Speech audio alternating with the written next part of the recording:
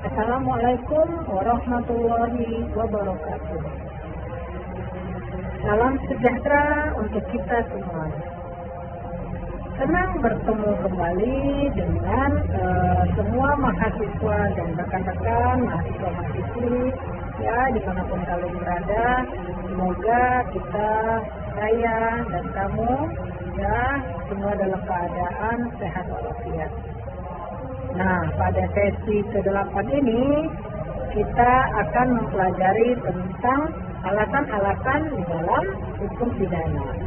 Ya, seperti biasa pada sesi ke-8 ini ya kalian semua rekan-rekan mahasiswa-mahasiswi wajib menjawab semua diskusi yang ada di halaman diskusi ya.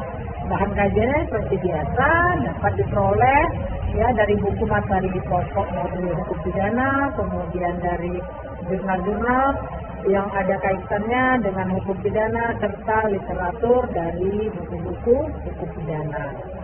Baik, pada sesi ke-8 ini ya kita akan mempelajari mengenai alasan-alasan dalam hukum pidana. Apa saja yang menjadi alasan di dalam hukum pidana tersebut. Nah, salah satu alasannya yakni alasan tentang pembenar. Ya, apa itu alasan pembenar? Alasan pembenar adalah alasan yang membenarkan perbuatan pidana karena perbuatan tersebut dilakukan dalam keadaan tertentu yang membuat perbuatan tersebut dianggap sebagai tindak pidana. Nah, contohnya ya, yang pertama pembelaan diri. Ya, bagaimana itu pembelaan diri? Melakukan perbuatan pidana untuk melindungi diri sendiri dari serangan atau ancaman. Nah, yang kedua, alasan pembenar lainnya yang kedua yakni dalam keadaan terpaksa. Nah, melakukan perbuatan pidana tersebut karena terpaksa oleh keadaan yang tidak dapat kita hindari ya. Kemudian ada alasan pemaaf.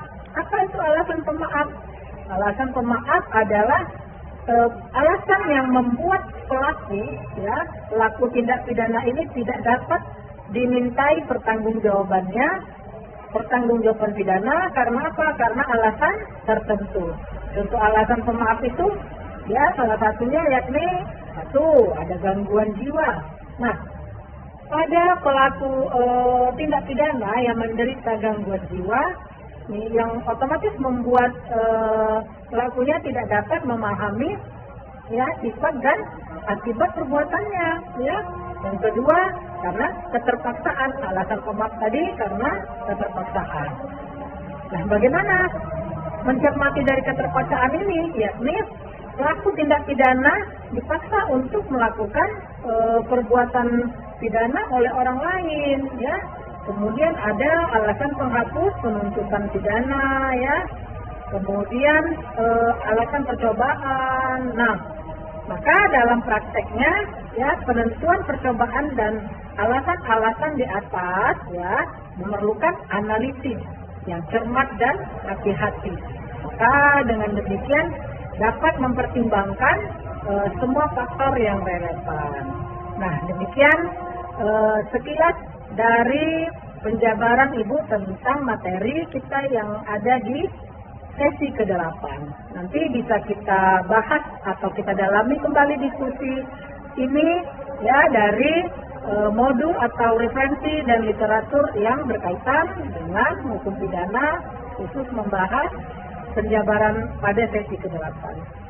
Demikian sekali lagi ya, sehat selalu untuk kalian semua, tetap semangat. Assalamualaikum warahmatullahi wabarakatuh.